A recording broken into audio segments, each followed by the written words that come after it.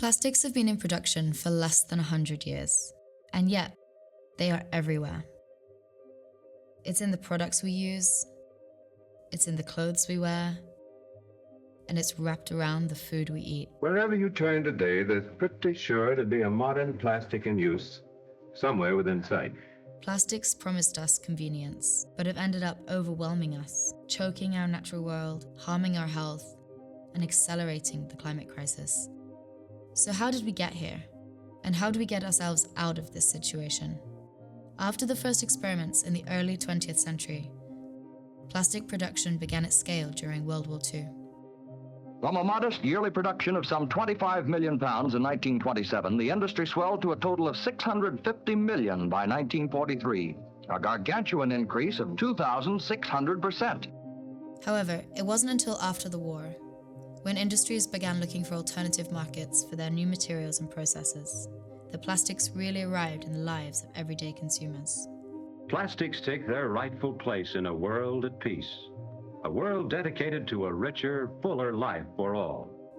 Throughout the 1950s and 60s, this new wonder material was heavily promoted, promising convenience, cleanliness, and durability. Plastic, it was claimed, would revolutionize the production and availability of millions of common products from cars to cutlery. The future will bring plastic fabrics wondrously fine, yet resistant to wear, wrinkles, and stains. Plastic houseware made from polyethylene, polypropylene, and polystyrene. The brightest stars in the plastics industry, an industry that did not exist 25 years ago. In the decades that followed, driven by the chemical manufacturers and fossil fuel producers creating the raw materials, plastic became a ubiquitous and often inescapable part of our lives. As the use of plastics spread to packaging and single-use disposable items, the dream of this wonder material became a nightmare. Plastics would never degrade. They would never break down. They would leach chemicals into our air, our land, our water systems, strangle and choke wildlife.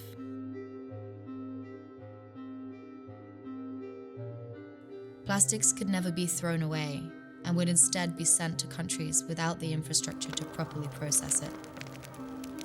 As waste plastic degraded into smaller and smaller microplastics, they would be found everywhere, from snow at the South Pole to the blood in our bodies. We realized too late. We were drowning in plastic. We are told that there is a way out of this crisis. We're told that we can recycle our way to a plastic-free world. But this is a lie. The truth is that the fossil fuel industry is working hand in hand with big brands like Coca-Cola, Nestlé, PepsiCo, and Unilever to continue to push massive amounts of single-use plastic into the world. Plastic pollutes throughout its entire life cycle. From the moment it is created, it impacts our environment, supports the fossil fuel industry, and accelerates the climate crisis. We need to turn off production. This is where the Global Plastic Treaty comes in. Greenpeace, together with our allies and supporters, is demanding a strong global plastics treaty that will limit plastic production and use and ultimately end single-use plastic. We demand a treaty that will keep oil and gas in the ground, hold big polluters accountable for their excessive plastic production, build refill and reuse systems, and ensure a fair and equitable transition for affected workers. The Global Plastics Treaty has the potential to be one of the most significant environmental pacts in history, and together, we will make sure that it delivers on its promises. We will show how an unstoppable global movement will achieve an ambitious treaty that will turn off the plastics tap and finally end the age of plastic. For our communities, for the climate, and for the planet.